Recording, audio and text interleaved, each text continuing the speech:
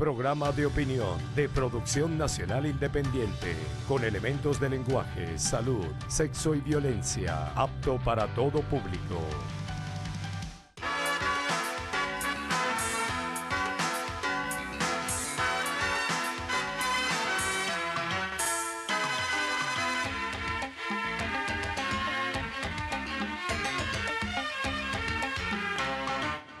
Amigas y amigos, como dice el refrán, no se le puede pedir peras al olmo.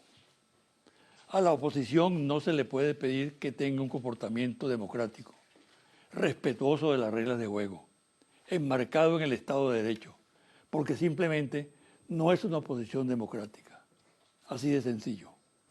La que surgió en el país a raíz del desplome del puntofillismo, lo hizo bajo el signo de la antidemocracia, del desconocimiento de la legalidad y del respeto a la Constitución.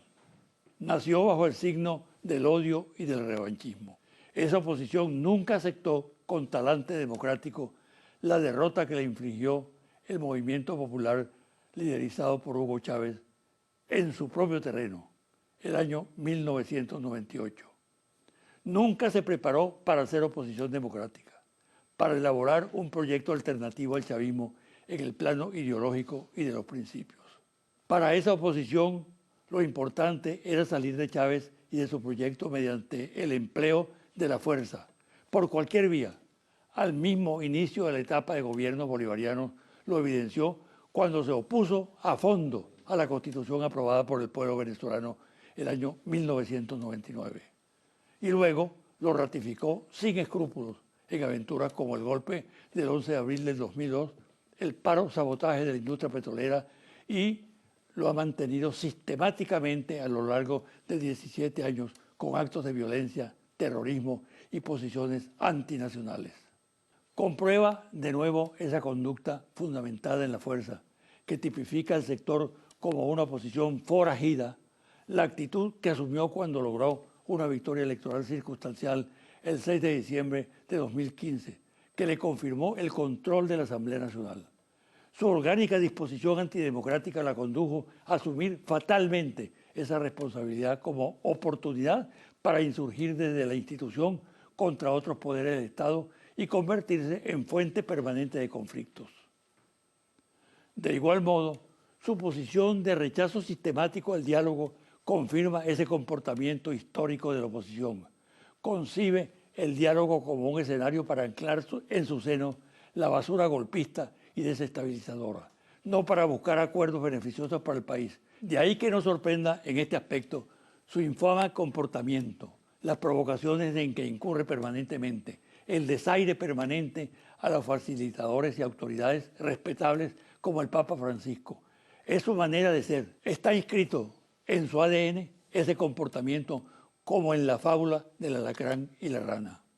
Amigas y amigos, les informo que a partir de hoy y en los sucesivos domingos podrán ver este programa completamente en vivo y desde cualquier lugar del país y del mundo en que se encuentren, a través de la página de Televen, www.televen.com, o directamente en la página del espacio www.televen.com/José Vicente Hoy. Una pausa y al regresar converso con Tania Díaz, periodista y diputada, dirigente nacional del Partido Socialista Unido de Venezuela.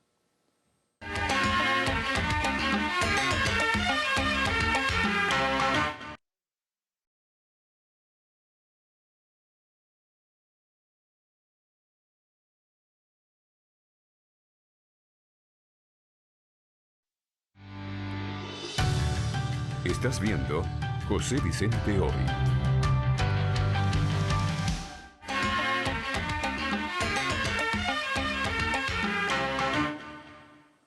Tania Díaz es una luchadora política, social, parlamentaria. Creo que tiene muchas cosas que decir en este momento. Bienvenida. ¿Cómo estás, José Vicente? Gracias por Muy la bien. invitación. A tu orden. Tú has estado en muchos escenarios, ¿no? Y ahora estás en el Parlamento. ¿Cómo ves tú la participación o la figuración de la mujer en el seno del Parlamento? Bueno, mira, en este momento preciso, en una involución, ¿no? Lamentablemente, las mujeres habíamos conquistado con batallas dentro de la revolución, dando la pelea allá adentro, espacios de participación política dentro de la asamblea y fuera de la asamblea. Durante mucho tiempo, incluso dentro de la revolución, yo estuve allí como periodista de ANTV y estuvimos junto con la hoy primero combatiente Silvia Flores, pues liderizando e impulsando la participación de las mujeres como candidatas a diputada y luego como diputada.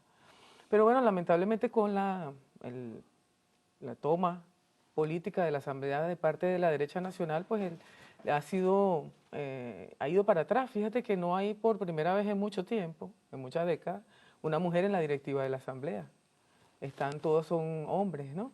En las mismas comisiones... Una directiva machista. Machista. En las mismas comisiones las mujeres no tienen un papel protagónico como sí lo tenían antes, pero además también, así como se ha revertido desde mi criterio el nivel de la política, es decir, se ha disminuido mucho el nivel político que tenía la Asamblea Nacional en estos últimos tiempos, también la voz de la mujer ha estado no solamente sin rol protagónico, sino también plegada a intereses que no son propios a su género. Es decir, cuando tú ves una mujer en la Asamblea Nacional defender intereses, por ejemplo, de modelos laborales neoliberales que siempre son perjudiciales a todos los trabajadores, pero fundamentalmente a la mujer, es una cosa lamentable. Cuando ves, como vimos en semanas anteriores, a mujeres aplaudiendo y hasta riéndose de ofensas directas de parlamentarios directivos de la Asamblea Nacional contra otras mujeres parlamentarias que hacemos vida política allí. No es la mayoría de las mujeres. Yo tengo que decir que en ese episodio lamentable que vivimos semanas atrás en la Asamblea Nacional hubo parlamentarios de la oposición que se me acercaron y manifestaron su disgusto con la actitud de este diputado, que además no es la primera, porque ha habido otros diputados también de oposición que también han hecho ofensas directas, en el caso de mi persona, directas, alusiones directas en pleno debate, amén de lo que se ha hecho con las magistradas del Tribunal Supremo de Justicia, con las rectoras del Consejo Nacional Electoral y con mujeres de los poderes públicos. Eso lo pudiéramos hablar entonces cuando la oposición, en este caso concreto, adopta una actitud misógina. Exactamente. Que la lleva a otros escenarios del país. Sí, pero no es fortuito, José Vicente. No es fortuito. Y hay dos elementos importantes que yo creo y te agradezco la oportunidad para hablarlo desde otra perspectiva, ¿no? La derecha es machista. La derecha es misógina porque una de las bases de los fundamentos del sistema capitalista está en la explotación del trabajador y en la explotación de la mujer como la que pare los hijos, de la mujer como la que hace doble jornada, de la mujer como la que está dispuesta a trabajar injustamente en un sistema donde el salario no es igual. Es decir, la explotación del sistema capitalista tiene mucho que ver con... El eslabón más débil.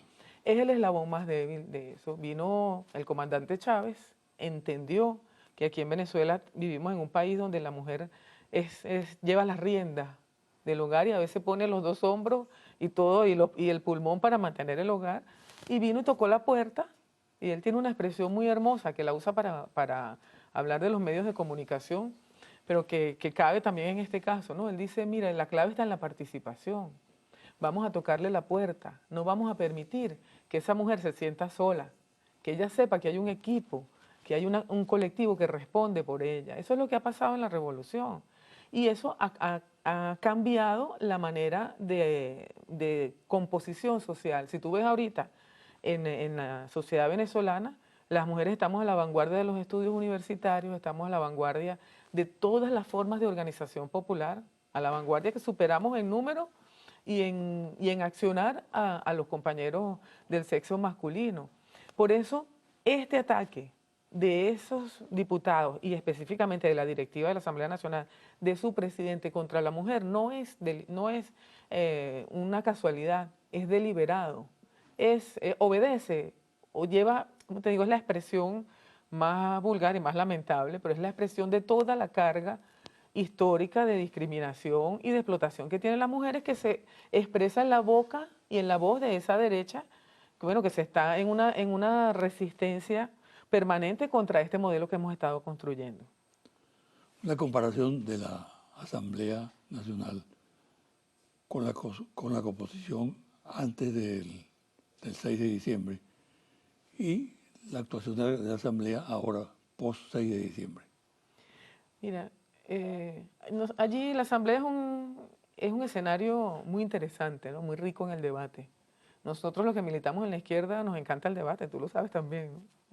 Nutre a una visión política que es una visión de contraste de ideas, que es una visión de profundidad de contraste de ideas.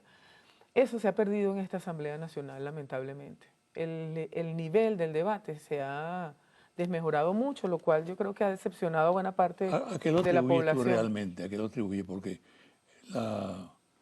el sector gobierno pues, tiene cuadros muy eficientes y capaces. Y también podemos decir que el sector de la oposición los tiene también. Sí. Yo creo que es la conducción de la Asamblea Nacional, porque la derecha ahorita está en una contradicción histórica, tiene una crisis muy grande, porque al llegar como fuerza mayoritaria en la Asamblea Nacional, queda al descubierto, al desnudo, tiene que mostrarse como es.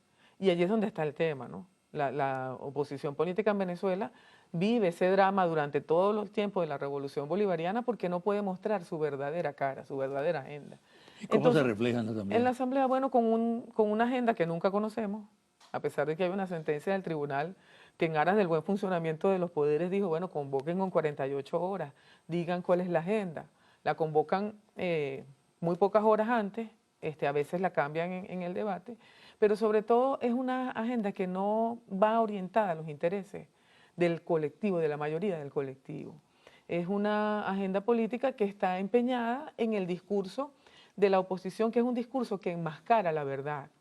Yo creo, José Vicente, y yo pensando en qué podíamos conversar nosotros aquí, yo dije, bueno, como José Vicente además es periodista, es bueno verlo desde esa perspectiva, ¿no? Del tema del discurso que enmascara la verdad, que no dice ni apunta a lo que realmente quisieran decir la fuerza política de oposición, es decir, bueno, mi modelo político es un modelo de restauración del modelo neoliberal, es un modelo que apunta y que busca repetir en Venezuela lo que ha pasado en Brasil y lo que ha pasado en Argentina o lo que está pasando. No lo pueden decir, entonces enmascaran la No hay la un verdad. contraste abierto. No hay un debate abierto de ideas, que es lo que debería haber. Aunque se plantea una agenda en la cual podría haber un debate, como debe haberlo en la mesa de diálogo, por ejemplo, el debate no llega al meollo del asunto, porque el meollo del asunto está en la diferencia de los modelos. Es decir, en la Asamblea Nacional deberíamos estarnos preguntando ahorita, mira, es cierto que hay sectores económicos que hacen vida en el país, que tienen relación directa con esos parlamentarios, que están involucrados directamente en la guerra económica. Es cierto que hay parlamentarios que son empresarios, que tienen empresas en Panamá y que mientras más se devalúe la moneda, más dinero hacen y les conviene estar montados en esa guerra. Yo creo que habría que debatir esos Y temas. ustedes como oposición en el seno de la Asamblea no hacen esos planteamientos. Bueno, sí, el diputado Lobo llevó esta semana un planteamiento en ese sentido y no lo discutió, no lo discutió, no lo aprobó la mayoría de la Asamblea, pero eso es penoso, es lamentable porque yo creo que la inmensa mayoría de la población, esa misma que según la encuesta que presentaron en este programa, presentaste en este programa la semana pasada, cree que es más viable y más productivo conversar con los sectores productivos del país que conversar con la oposición política. La diferencia era abismal en esa encuesta, porque no se ve sintonizado su realidad cotidiana, no la ve sintonizada con ese liderazgo político. La fuerza de la revolución tenemos que hacer el esfuerzo, lo estamos haciendo, pero tenemos que hacer aún más el esfuerzo para sintonizarnos con la sociedad más allá de la agenda política enmascaradora de la verdad que nos pone la oposición. Vamos a hacer una pausa, Tania, y al regreso quiero que abordemos el tema a fondo de la lucha social y política y la participación de la mujer en ella. ¿Está bien? Sí, está bien. Okay.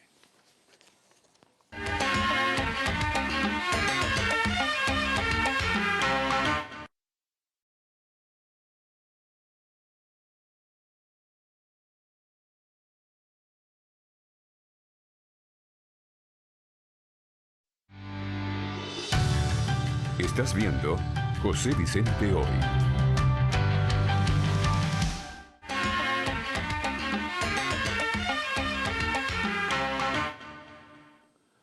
Tania, yo le escuché una vez al comandante Chávez decir que la lucha social tiene rostro de mujer.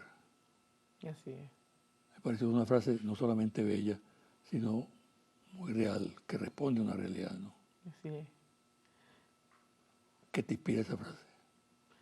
Bueno, mira, nosotros, el chavismo, yo antes de venir a la entrevista estaba mirando algunas de las que habías hecho, ¿no? Y le preguntabas, creo que a Héctor Rodríguez, que si nosotros íbamos a permanecer en la calle. Y el chavismo es una fuerza que es de calle. Es decir, es mucho más que el partido político PSUV, es una fuerza que nace en la calle, que vive en la calle. Y cuando tú estás en esa realidad, cuando estás viendo ese país que en este momento está tratando de salir adelante, ese país que está a la vanguardia, combatiendo los embates de la guerra económica, que está haciendo organización popular, que está desarrollando una nueva cultura en los urbanismos con todos los problemas, tú ves siempre mujeres. Porque Venezuela es un país así, nuestra configuración social es Tú un sabes que país, un matriarcado, pues. Exacto, matriarcado, es un país mariano, porque es el país que tiene más vírgenes, ¿no? Y en los cargos públicos y en todas partes priva a la mujer, ¿no? Priva a la mujer, así es, así es. Y bueno, entonces nosotras sentimos la necesidad, como la sintió el comandante Chávez, ¿verdad? Porque además eso es una fuerza liberadora, José Vicente. Este país está lleno de historias de mujeres que estaban bajo el sometimiento y que cuando se encontraron con ese colectivo, cuando se encontraron con esa realidad, cuando vieron una oportunidad, muchas veces personalizada en el comandante Chávez, es contigo María, ¿verdad? Que cuenta siempre ese llamado que le hizo el comandante a una mujer que no sabía leer ni escribir y se inscribió en la misión Robinson. Cuando uno ve, tú ves personas que se han liberado, es una fuerza liberadora que además, de acuerdo con la conformación social que tenemos, no es solamente de la mujer, es del hogar completo. Significa salidas para todo el hogar. Y además, Porque la bueno, mujer es jefa del hogar en Venezuela. es jefa del hogar. Y si ella cambia, si su configuración es hacia el estudio, hacia la superación, hacia el optimismo, hacia el colectivo, hacia la construcción, hacia la toma de decisiones, hacia el tomar la palabra, también sus hijos y sus hijas lo hacen, porque ella lleva la voz cantante en buena parte de los hogares del país, pero también en las universidades. Mira, ahorita acaban de escoger a una niña de 14 años, presidenta de la Federación de Estudiantes de Educación Media, y cuando tú la oyes hablar, oye, tú te sientes satisfecho de eso que hemos conquistado. Ahora, ¿qué viene en el futuro? Yo estoy convencida hoy por hoy, José Vicente, que una vez que asesinaron al comandante Chávez y que el presidente Nicolás Maduro le tocó esa difícil tarea como hijo de Chávez, que si alguien era hijo del comandante Chávez, es el presidente Nicolás Maduro. Esas fuerzas que atentan en este momento contra el proyecto revolucionario y contra la patria venezolana dijeron, bueno, vamos por la mujer. Vamos por las conquistas sociales, pero el centro de esas conquistas sociales es la mujer.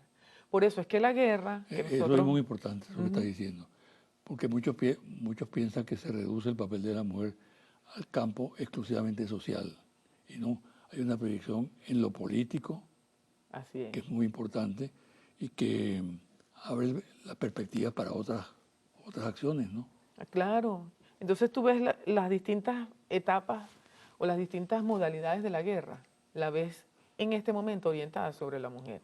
Primero la guerra mediática, que parte de lo que conversábamos al comienzo, de que venga el presidente de un poder de la República a descalificar de esa manera a las presidentas y a las integrantes de otros poderes de la República, tiene que ver con una expresión mucho más allá de lo grosero que puede ser él en lo personal, que ese es su asunto y de su familia, pero tiene que ver con una intención deliberada de atacar a los poderes, de atacar esa superación de la mujer, esa liberación, esa Sí, porque fuerza no es activista ahí, liberadora. sino al Consejo Nacional Electoral. Al Consejo Nacional No Electoral. en Gladys, sino al Tribunal Supremo. Ahora, ¿qué le dice el señor? Las comadres, ¿verdad? Por ejemplo, una expresión que usan todos. Lo de la derecha es el tema de las comadres, además descalificando a otras mujeres. Pero también está la guerra económica. Además, una institución tan respetable como las comadres, ¿no? Ah, exactamente, exactamente, sí. Pero bueno, hay expresiones denigrantes en el mismo seno de la Asamblea Nacional, que es lo que provocan esa reacción de ya es suficiente, ya basta de insultos a la mujer venezolana, bueno, que vamos a asumir durante toda esta semana, que es la Semana Internacional de la Erradicación de la Violencia contra la Mujer.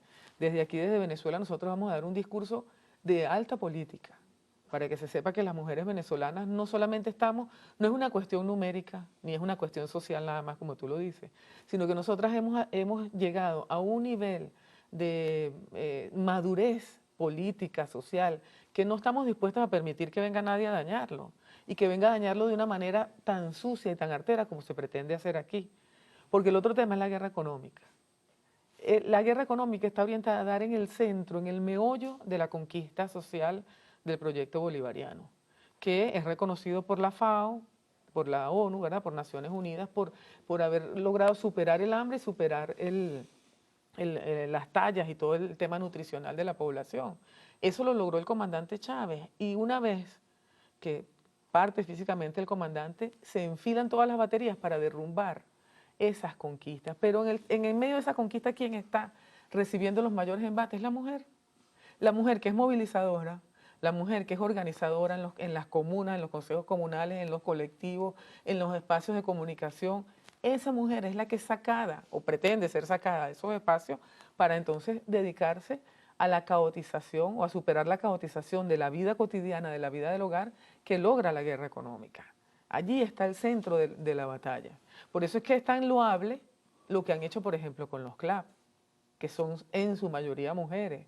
O sea, Vicente, es conmovedor. Yo invito a quien no crea en el proyecto bolivariano, que vaya un fin de semana a cualquier sector popular aquí en Caracas o en el interior del país y que vea a esas mujeres trabajando, organizándose para su comunidad, hablando, José Vicente, con quienes no son chavistas y convenciéndolos allí en el sitio de vecino a vecino, oye, de lo que tenemos que hacer para superar todos estos problemas.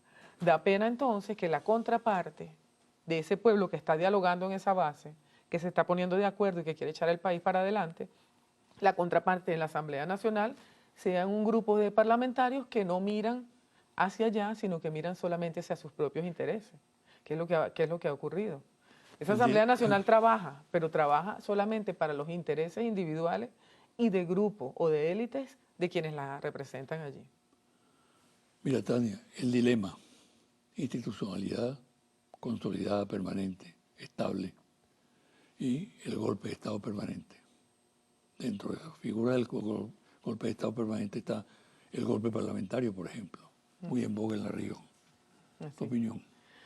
Bueno, mira, yo creo que en Venezuela tenemos que hacer todo lo posible para preservar la institucionalidad, más allá del debate político, más allá de quién triunfe en las elecciones que vienen.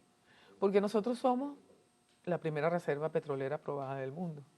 Y nosotros no podemos taparnos los ojos y los oídos y dejar de ver lo que ha ocurrido en otros países que son, como nosotros, potencias energéticas, que tienen sobre sí las apetencias, ¿verdad?, de los grandes poderes fácticos internacionales, transnacionales, que están desesperados en esta crisis global del sistema capitalista, desesperados por absorber las riquezas naturales de los pueblos y que les interesa que los estados no existan, José Vicente. Les interesa derrumbar los estados. Aquí se dio a conocer un proyecto cuando la famosa, tristemente célebre salida que impulsaron los sectores de la derecha, que era una escalerita, y casi al final de la escalerita decía el derrumbe de las instituciones públicas. Porque ese Estado que desacredita al señor Henry Ramos con su discurso, que deslegitiman desconociendo al presidente Maduro, atacando a la primera combatiente, como lo han hecho, que se trata de deslegitimar, de hacer que la población no crea en ese Estado para poder quebrarlo, es el garante de que se cumpla la Constitución, es el garante de la integridad territorial y es el garante de que la población tenga lo que es un derecho constitucional. Por eso el ataque sistemático es contra los poderes del Estado de la República. La respuesta está en el diálogo. La respuesta está en el diálogo. Por eso esos sectores atacan el diálogo. Mientras que el chavismo y el presidente Maduro liderizan el diálogo. ¿Cómo evalúas tú la situación actual del diálogo? de esa mesa que está montada? Miren, yo creo que es muy importante la mesa, esa mesa, porque digamos que es como el cierre de un capítulo, ¿no? Yo creo que es muy importante, sin embargo creo que no es todo el diálogo que se produce en Venezuela. O sea, yo creo que aquí hay muchos sectores eh, que en este momento están sentados, conversando y poniéndose de acuerdo para ver cómo avanza el país. Hay un consejo económico productivo que preside el Aristóbulo Istúriz, que está todos los días. Yo he ido ahí, es interesantísima esa Muy reunión, eficiente, sí. muy eficiente. El pueblo ya no está poniéndose de acuerdo también.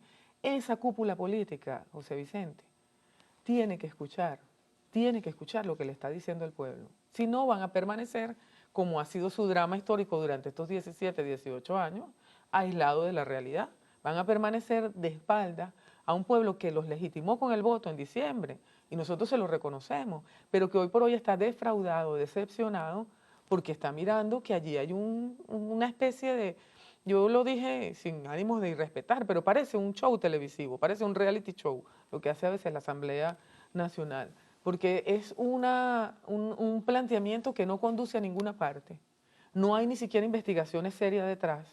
Y las leyes, por ejemplo, que se han aprobado son leyes escritas, dirigidas y orientadas a intereses de pequeños grupos de la población o de la sociedad que ni siquiera han interactuado con todos sus pares en la región. Yo te pongo un ejemplo. La ley de telecomunicaciones que aprobó entre gallos y medianoche la derecha. No la consultaron con todos los sectores.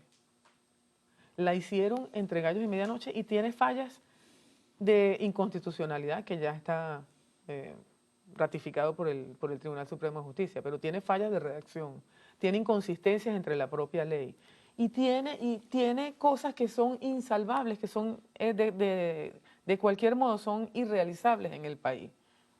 ¿Qué se preguntará el ciudadano de a pie? ¿Por qué la Asamblea, en lugar de estar resolviendo los problemas que le atañen a cualquier ciudadano, en este momento está dedicada a eso? Esa es la gran pregunta. Mira, una pregunta final. Hay una siembra deliberada, calculada de pesimismo en el país.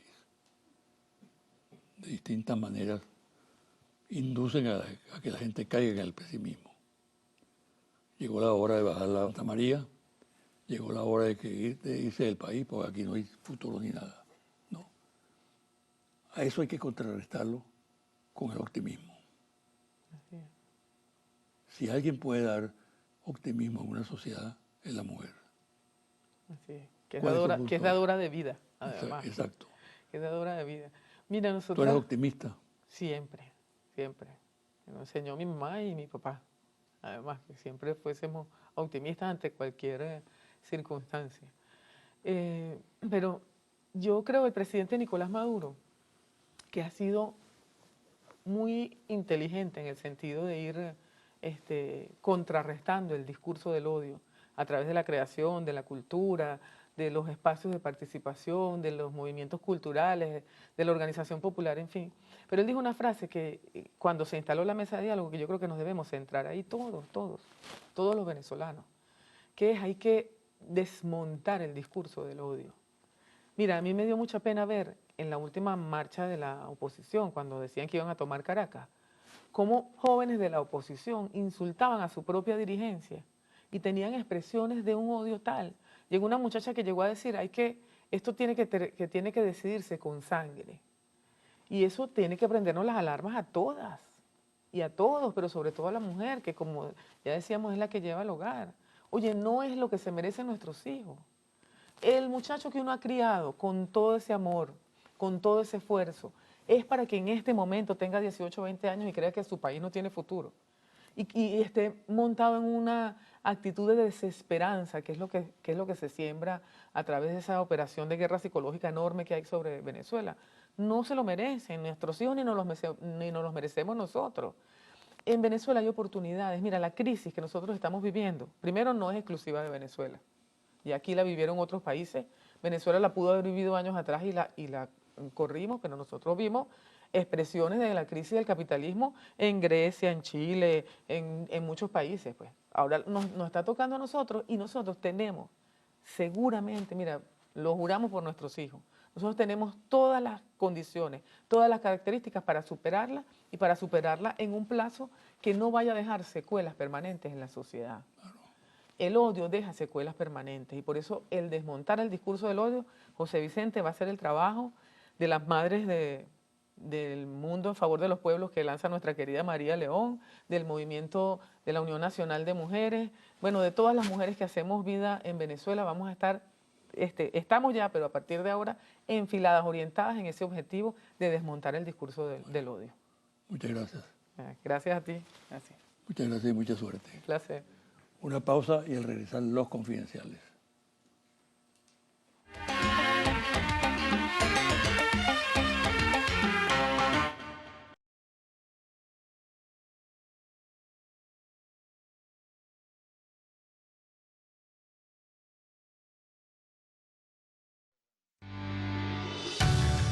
Estás viendo José Vicente Hoy.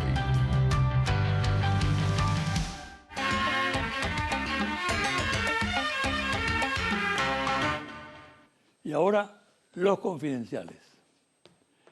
El pasado jueves 24 falleció un dirigente legendario de la política venezolana, Luis Miquelena. Fue dirigente sindical y dirigente político. Estuvo en las luchas más importantes, tanto sociales como políticas, que se dieron en el país. Fue, junto con Salón Mesa, el hombre más torturado en la época de la dictadura de Pérez Jiménez. Fue dirigente del Partido Unión Republicana Democrática. Posteriormente se incorporó en los primeros tiempos del gobierno de Hugo Chávez Frías. Era un adversario de respeto, que no daba cuartel, pero al mismo tiempo un amigo excepcional. Con su muerte desaparece una figura histórica de la política venezolana. Fui amigo suyo, en las buenas y en las malas, y compartimos muchas dificultades. En este momento, mi palabra de sentimiento hacia su viuda, Yajaira, sus hijos, todos sus familiares, y paz a sus restos.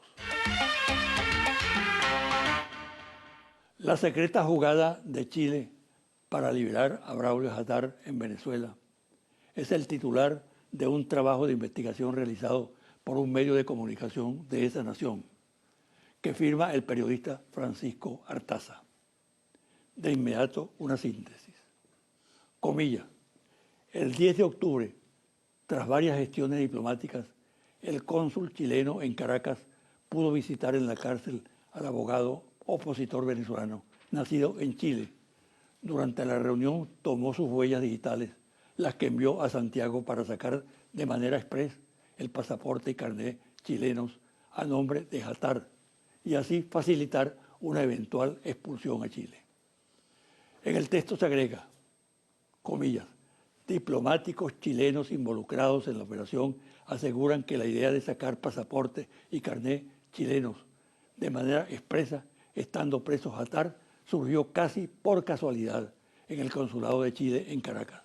Toda la maniobra fue urdida por el canciller chileno Heraldo Muñoz, en una actitud de descarada injerencia en los asuntos internos de Venezuela, que confirma la orientación antivenezolana que le ha imprimido a la Cancillería chilena.